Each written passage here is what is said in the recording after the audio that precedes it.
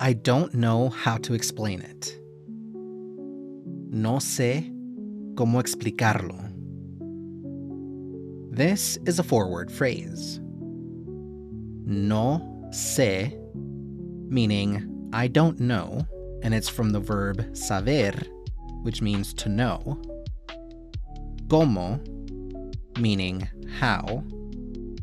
And explicarlo, meaning to explain it, comes from the word explicar, meaning to explain, and adding lo at the end, which refers to it.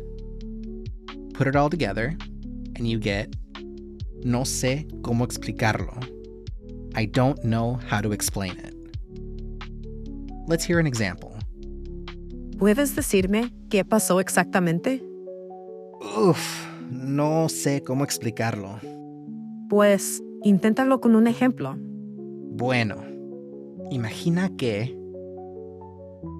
Again, the phrase is no sé cómo explicarlo. I don't know how to explain it. Now it's your turn. Let me know in the comments below, when was the last time you didn't know how to explain something? If this video helped you, make sure to like and subscribe.